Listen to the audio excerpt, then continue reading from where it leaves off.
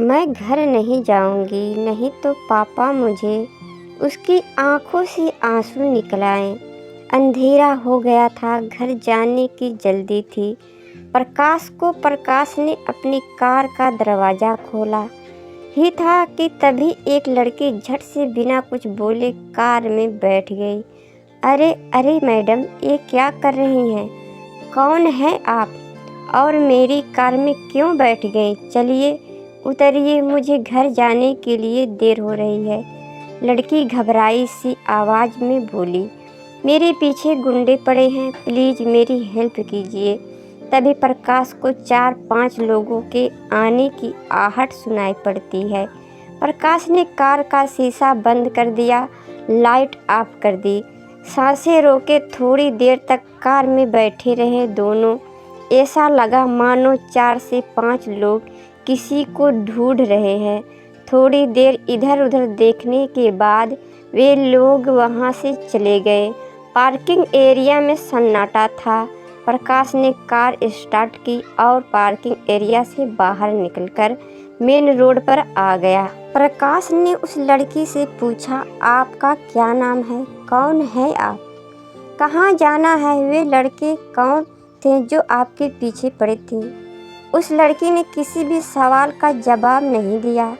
उसकी आंखों से केवल आंसू टपक रहे थे। वो केवल रोए जा रही थी। प्रकाश ने कहा, यदि आप कुछ नहीं बताएंगी तो मैं आपकी मदद कैसे कर पाऊंगा? वो लड़की धीरे से बोली, मेरा नाम रिया है। रिया बोली, वह अमित और उसके दोस्त थे। अमित मेरे कॉलेज में मेरे साथ पढ़ता है और मैं अमित से शादी करना चाहती थी, इसलिए गहने और पैसे लेकर घर से भाग आई हूँ। इतना सुनते ही प्रकाश ने एक झटके से कार रोक दी और रिया को देखने लगा। रिया आगे बोली, जब मैं गहने और पैसे लेकर अमित के पास पहुँची, अमित ने अपने दोस्तों से मोबाइल पर बातें कर रहा था। अमित बोल रहा था, चिड़िया जाल में फंस गई है, थोड़ी देर में जेवर और पैसे लेकर आ ही रही होगी, जल्दी आ जाओ, तुम सब मिलकर पार्टी करेंगे, शराब और शबाब सब मिलेगा। इतना बोलकर रिया चुप हो गई। प्रकाश ने पूछा, कब भागी थी तुम घर से? रिया सुबह 11 बजे कॉलेज के लिए बोलकर निकल गई। प्रकाश बोला, ओह, तब तो बहुत देर हो गई, तुम्हारे घर वाले परेशान हो रहे होंगे, चलो मैं तुम्हें घर छोड़ देता हूँ। रिया रोने लगी, मैं घर नहीं जाऊँगी, मैं घर गई तो मेरे पापा मुझे जान से मार डालेंगे। प्रकाश हंसकर बोला, अच्छा, आज तक कितनी बार जान से मारा है तुम्हारे मम्मी पापा ने तुम्हें, बताओगी मुझे? रिया आश्चर्य से प्रकाश की ओर देखती है। प्रकाश बोला, बचपन से आज तक कितनी गलतियाँ की होंगी, तुमने याद करो, और कितनी बार तुम्हें माफ़ कर गले से लगाया तुम्हारे मम्मी पापा ने, ये भी याद करो। देखो रिया, इस दुनिया में माता पिता ही हैं जो अपने बच्चों की बड़ी से बड़ी गलती को माफ़ कर उन्हें अपने सीने से लगा लेते हैं। इसलिए तो माँ बाप को भगवान का दूसरा रूप मानते हैं। गलती की है तो गुस्सा करेंगे ही, हो सकता है 2-4 थप्पड़ भी लगा दें, लेकिन जान से मारेंगे, ये बात अपने दिमाग से निकाल दो। गुस्सा करेंगे तो माफ़ी मांग लेना, ज़रूरत पड़े तो उनके पैर पकड़कर माफ़ी मांग लेना, तुम्हारे मम्मी पापा तुम्हें ज़रूर माफ़ कर देंगे। ये उनकी दुआओं का ही असर है कि आज तुम उन राक्षसों के चंगुल से सही सलामत बचकर निकल पाई हो, नहीं तो कल के अखबार की सुर्खियां बन गई होती। तुम चलो जल्दी से घर, कब पता बताओ, मैं तुम्हें घर छोड़ देता हूँ, बहुत देर हो गई है, परेशान हो रहे होंगे तुम्हारे मम्मी पापा। रिया ने घर का पता बताया। प्रकाश ने कार रिया के घर के आगे रोक दी। रिया धीरे धीरे चलते हुए दरवाजे तक पहुंची, डरते हुए डोरबेल बजाई। रिया की मम्मी ने दरवाज़ा खोला। रिया को देखकर गुस्से से बोली, कहाँ गई थी? टाइम देखा है तुमने? सुबह 11 बजे घर से गई थी, रात के 8 बज गए।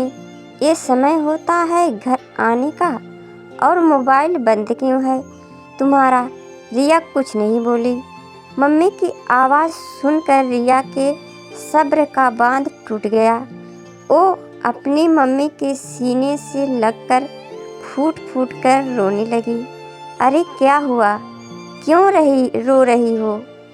कुछ बोलोगी भी? तभी प्रकाश धीरे से बोला, रास्ता भूल गई थी, अपने घर का रास्ता भूल गई थी। रिया की मम्मी बोली, सामने एक अनजान शख्स को देखकर शख्स पका गई। रिया के रोने की आवाज़ सुनकर रिया के भैया, भाभी, पापा सभी हाल में आ गए। रिया के भैया ने पूछा, मोबाइल कहाँ है तुम्हारा? रिया की भाभी बोली, मैं तो कब से बोल रही हूँ कि रिया का मोबाइल घर पर छूट गया है। रिया के भैया बोले, ओह चलो कोई बात नहीं, घर तो आ गई न। इतना बोलकर रिया के भैया हंसने लगे।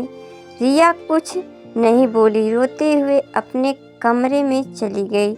रिया के पीछे पीछे उसकी मम्मी, भैया, भाभी भी उसके कमरे में चले गए।